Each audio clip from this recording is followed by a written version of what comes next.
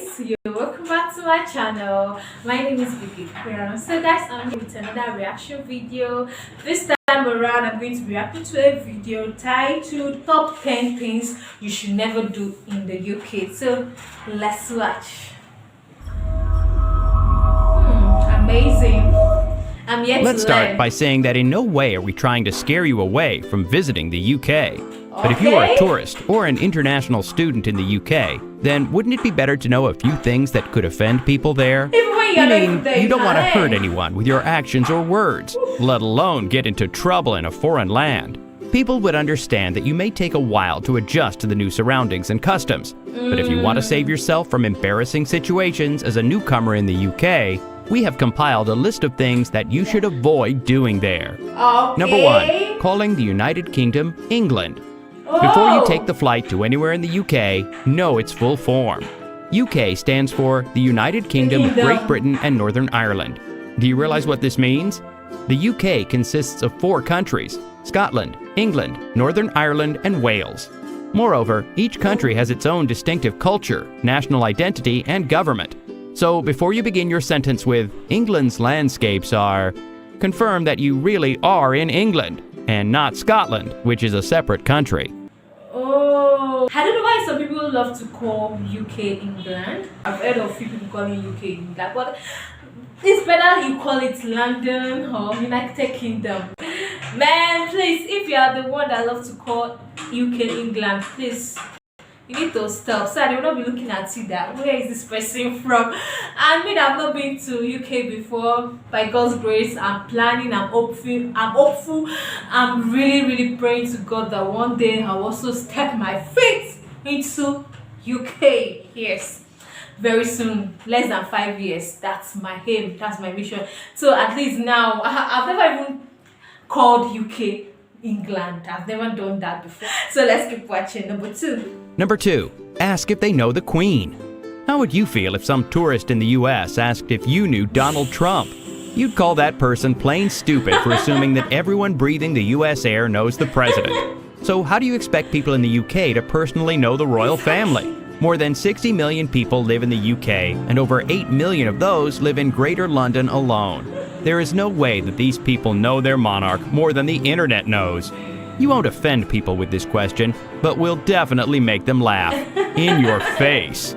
Wow. But it's kind of funny. Why would you be asking that question? Do you know the Queen? Like, do you know how big UK is? Do you expect them to? It's not easy to even get. It's just like you asking me, do I know my president in Nigeria? Yes, we see him on telly. Yes, I know him. But I've not seen him face to face. Not everybody can see him face to face. So we can't just ask the question, you know, the Queen. But that's strange for you to ask such question. Please, if you've ever encountered any of those points, drop it in the comment box. Let's have some fun, let's learn. And if you have anybody that asks you such question, don't be too rude to the person, don't be rude, just smile. Number 3, block the escalator. Escalators are common in most countries, and we don't give much thought about the do's and don'ts while we are standing on it. Well, you'd be surprised to know that there is indeed a wrong way to stand on an escalator, at least in the UK. It is an unspoken rule in this part of the world that if you want to stand still, you should stay on the right-hand side. Why? Well, the left-hand side of the escalator is reserved for those people who are in a hurry. You know, the lot who believe that by running through the escalator and saving about 30 seconds, they would get to their destination on time. Just remember, if you don't want to be pushed past, then stay on the right. But that escalator, it's kind of scary sometimes for you to be running over it, because you will be feeling that, what I fall down, you understand? But in case that you are in a hurry, yeah, now I know it, so that I'm not just gonna stand in the wrong side. Beautiful. This is orderliness. If these things are being followed, you know, there will not be minor or major accidents. Beautiful. Number 4, jump a queue. Many of us don't give much importance to a queue. The ones we see outside a dessert kiosk, because, well, an ice cream craving can't wait. But don't do that while you're in the UK, simply because that is bad manners. Even if you think it is a petty thing and shouldn't annoy anyone, you aren't doing it here. Before you attempt any such adventure, know that those people ahead in the queue came here first and deserve to be served first. Plus, why do you want any inconvenience in the form of a fight? Stay in the queue, wait for your turn, and all will go swiftly. Wow, sometimes I'm guilty of this. I don't know if I'll have to just learn how to queue, because sometimes when I see a long queue, man, I get confused. I'll be like, when will this thing be over? When will it be my turn? You understand that kind of thing? So when I see that, okay, the queue, people are not really standing well, I'll just use scope. Go to the front, just as if I'm checking something, and before you know it, I'll just stylishly enter someone in the middle, and that's it. I do that a good lot, but woo, there was a day that I wanted to go and buy petrol, guys, and there was a queue, but the queue was scattered. It was not well arranged. I had to just chance people. I used scope. I did as if I've been there for a very long time, and I bought the. I met like 7 people there, and I bought it before them. So I think I need to learn how to, obey rules and regulation. I need to learn how to obey these particular rules, because I don't want them to deport me. Oh, nice. Number 5. Number 5. Pick up a rented car. We don't mean to say that driving in this country is illegal, but you can get yourself and others in trouble by driving. We have created a nice bit of suspense here. We deserve a pat on the back. Jokes aside, the thing is that you will have to drive on the left side of the road here. And if you come from a nation where the opposite is the norm, you might have a tough time learning this. When you are new to a place, such experiments are the last thing you should be doing, right? Plus, remember you don't know your way around, so you'd be consulting maps on a busy road while getting used to driving on the wrong side.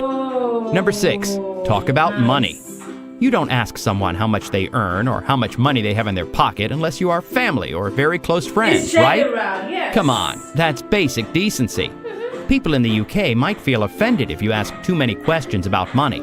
In fact, boasting about your wealth is also not going to be appreciated. So keep the big bucks in your pocket. But who does that? Generally, it's uncalled for. Like, it doesn't make sense for you to ask people how they get their money, how they are making their money. Unless if you're close to them. If you are not family, you are not really close to the person, you don't need to ask questions until you build that close relationship with the person. You can't just meet me today, tomorrow you're asking me such question. Generally, it's not nice. It's not nice. Let's keep watching. Number 7. Number 7, greet inappropriately. Meeting someone for the first time and experiencing that awkward situation where you go for a hug while the other stops you with a handshake. Ever been there?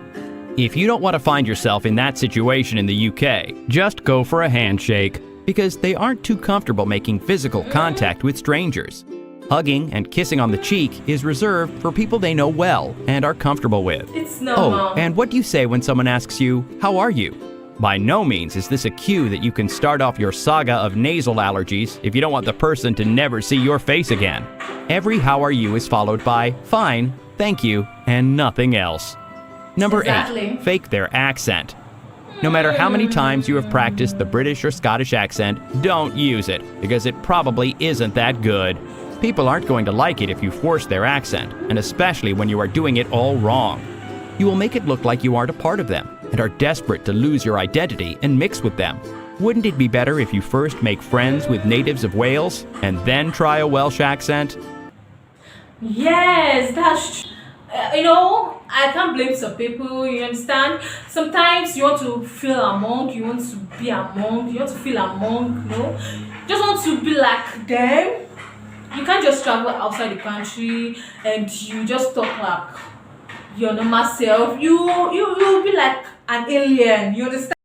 Nobody wants to be like an alien. You want to mix, but please take it easy. If you cannot speak their accent, if you cannot talk in their own accent, just flow normally, your own accent. Talk it, speak your tonation, know your dialect. Just speak the English, the normal way you speak it. Then before you know it, they'll like you for who you are. Even though you can't speak like them, they will still connect with you. With time, you will learn how to speak it. Yes. I'm learning a lot. Number 9, voice opinions about Brexit. We know that Brexit is the topic of discussion in pretty much the entire world, but you can't be walking around spitting your views about it when you are in the UK. people there are directly related to it, and your views can be taken personally. And what happens when someone takes your casual opinion personally and in a negative light? Yes, they get offended and might beat you up. Okay, maybe we went too far with the beating up part, but you still don't want to risk it. Number 10. Mess with the Queen's Guard. Did that bushy hat fool you? Oh, people, the Queen's Guard isn't your friend, and you aren't forgetting that. You may fool around with him a bit, and he won't pay much attention, let alone punish you. But there is a line drawn, and you must never cross it, because the consequences won't be pretty. Never, we repeat, never touch the guard, because once you do that, prepare yourself for a world of hurt. Do you want that gun, the one that was fascinating you, to be pointed at you? If not, maintain a respectable distance from the guard. He deserves it. How was your... Wow, but this is quite funny though. Who will go to the Queen's Palace and start touching the guard? Like, who has that time? Please. I know this is a good fact, but it's kind of strange, it's kind of weird, because I can't just wake up one morning if I don't have any business or anything to go and do at the Queen's Palace, and I'll just go there, start touching the guard. You saw a guard holding gun, then you'll not be looking at his dress and touching his clothes. Well, maybe some people do that, but this is funny. This last point is very funny, guys. Let's keep watching. How was your experience in the UK? Tell us in the comment section below. Subscribe to our channel if you like this video. Wow, guys, this is beautiful facts. Lovely, lovely, lovely. There are some things that I think people should know and they should not do. And if you are doing it, that means you are doing it intentionally. Yes, there are some people that they know what is right and they do it intentionally. And there are some facts that I believe nobody should ever try it. Wow, but I learned a lot of things. I enjoyed this video.